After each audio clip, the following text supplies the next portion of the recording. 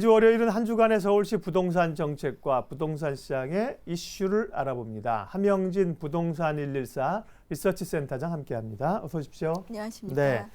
먼저 지난 9일에 서울시 3차 도시건축 공동위원회가 있었군요. 관련된 내용부터 보겠습니다. 이번에 상정 안건은 모두 몇 개였습니까? 총 4건이었습니다. 자문과 보류가 각각 한 건씩 있었고요. 예. 그리고 가결과 보류가 각각 네. 한 건씩 있었고요. 자문이 2건 있었습니다. 네, 안건이 많지는 않았는데요. 네. 가결 안건이 한 건 있습니다. 가결 안건 보지요.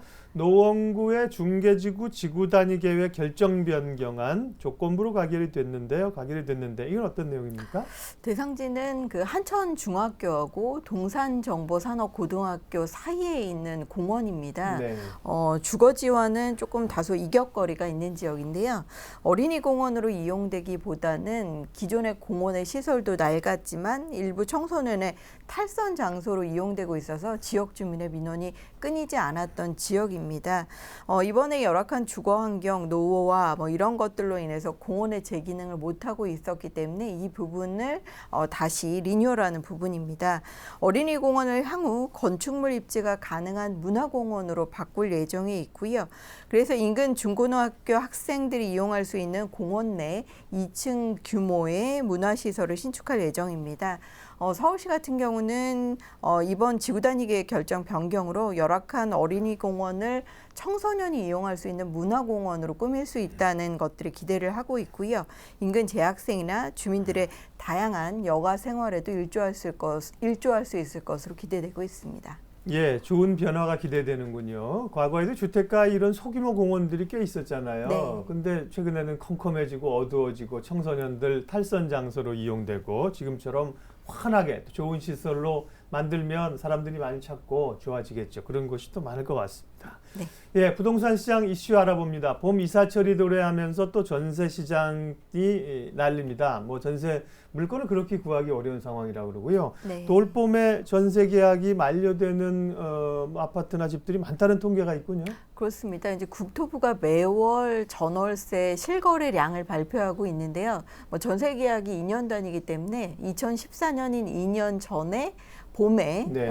실제 전월세 거래량이 얼마나 됐냐를 가지고 재계약 물량이 올해 어떻게 돌아오냐를 좀 예측해 볼 수 있겠죠. 실제 부동산 114가 이제 국토교통부에서 발표하는 2014년 3월에서 6월까지 전세의 실거래량을 분석해 봤는데요. 2년 계약 만료가 도래하는 2016년 3월부터 6월까지 아파트 전세가 9만 가구 육박하는 것으로 나타났습니다. 3월에는 36,361가구, 그리고 4월에는 34,470가구, 그리고 5월에는 28,650가구 정도 됐는데요. 시도별로 살펴보면 경기도가 가장 많았었습니다. 35,560건으로 가장 많은 아파트의 전세 계약 만료가 예상되어 있는 상황이고요. 이어서 서울 지역 같은 경우도 26,764건, 그리고 인천이 6,155건으로 수도권의 전세 계약 만료 물량이 올봄에 상당 부분 쏟아질 것으로 예상되고 있습니다. 네. 전세 계약은 2년을 해놓으면 왜 이렇게 빨리 오는지 모르겠고요. 맞습니다. 문제는 또 오면은 몇 천만 원, 억 단위로 올려달라고 하고 네. 물건 구하기 어렵고 월세 가라 그러고 참 이 전세 문제가 참 해결이 안 되는지 답답합니다.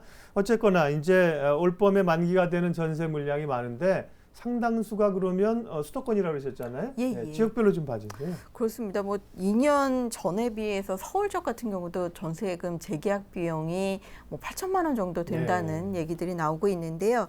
실제 강남구, 노원구, 남양주시, 그리고 송파구에서 2천여 건 이상의 아파트 전세 재계약 물량이 올봄에 쏟아질 것으로 예상되고 있습니다. 이외에도 서울은 강서구, 서초구, 양천구 이런 지역에서 1,000가구 넘는 물량이 전세 재계약 만료 물량으로 나타나고 있고요. 그리고 인천은 서구에서 1,446가구 정도가 전세 재계약 만료가 다가오고 있습니다.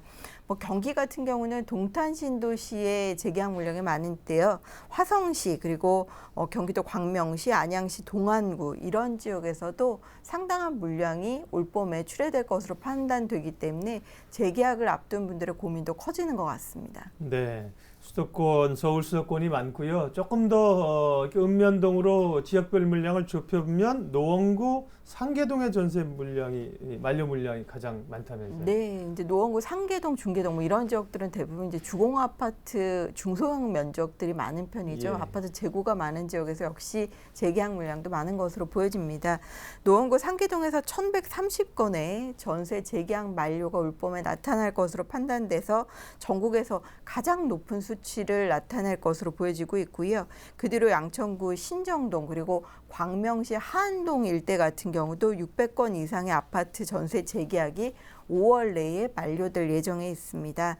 이외에 서울은 강남구 개포동이 한 570건 정도, 그리고 송파구 잠실동, 양천구 목동 같은 경우가 500건 이상의 재계약 물량이 나오는데요. 요즘에 개포동 같은 경우는 개포시형 재건축 이주가 본격화되면서 이주에 따른 가격 불안이 야기되고 있는 상황입니다.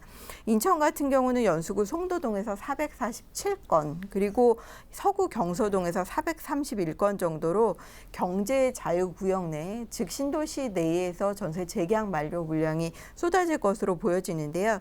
수도권의 전세 재계약 만료 물량이 많은 지역에서는 아무래도 봄에 많이 몰려있긴 하지만 그 지역에 새로 주거지를 마련하실 부분, 임대 물량을 찾아보실 부분, 그리고 재계약하실 분들은 미리 매물 찾아보시는 전략 필요할 것으로 보여집니다. 네, 임대시장 분위기 봤고요.